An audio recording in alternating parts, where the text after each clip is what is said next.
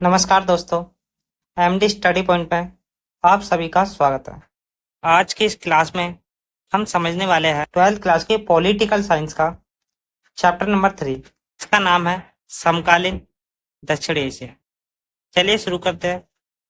इस चैप्टर का अगर आपने पार्ट 1 नहीं देखा है तो एक बार जाकर देख लीजिए, ताकि ये चैप्टर आपको पूरी तरीके से क्लियर हो जाए। चलिए शुरू करते हैं। हमारा आज का पहला टॉपिक है दक्षिण एशियाई देशों की समस्या। तो दक्षिण एशिया के देशों की कॉमन सी समस्या है सीमा विवाद। यहाँ के देशों के बीच आपस में सीमा विवाद चलता रहता है।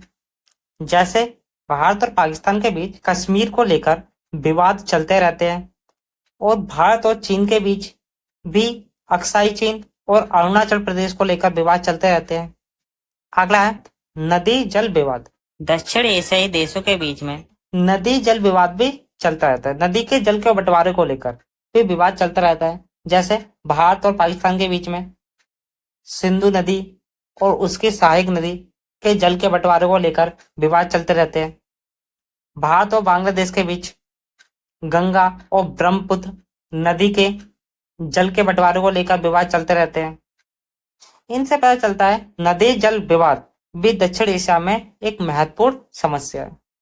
विद्रोह दक्षिण एशिया के अधिकतर देशों में अलग अलग जाति, अलग अलग धर्म, अलग अलग भाषा बोलने वाले लोग रहते हैं, जिस कारण ये लोग अपने अधिकारों के लिए, अपना वर्चस्व कायम करने के लिए विद्रोह करते रहते हैं। जातीय संघर्ष दक्षिण एशिया के देशों में जातीय संघर्ष हमेशा बना रहता है।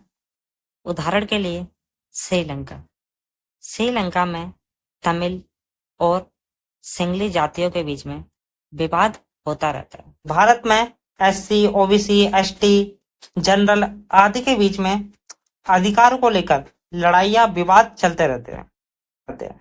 इससे हमें पता चलता है दक्षिण एशिया के अधिकतर देशों में जातीय संघर्ष चलते रहते हैं। खराब आर्थिक स्थिति दक्षिण एशिया के ज्यादातर देश, अगर हम भारत को छोड़ दें तो दक्षिण एशिया के सभी देशों की आर्थिक स्थिति बहुत ज्यादा खराब है। आर्थिक रूप से दक्षिण एशिया के देश मजबूत नहीं है।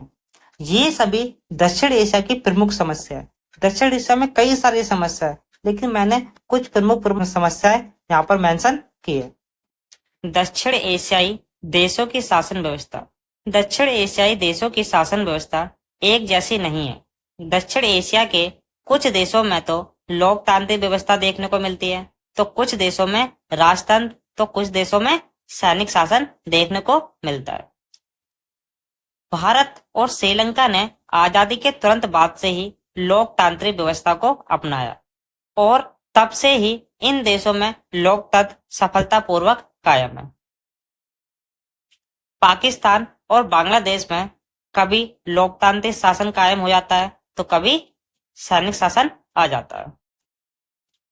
मालदीव 1968 तक मालदीव सल्तनत हुआ करता था, लेकिन 1968 के बाद मालदीव में सफलतापूर्वक लोकतंत्र कायम हो गया था, और तब से मालदीव में सफलतापूर्वक लोकतंत्र कायम है। 2006 तक नेपाल में राजतांत्रिक व्यवस्था थी, लेकिन 2006 के बाद नेपाल में सफलतापूर्वक लोकतंत्र कायम है।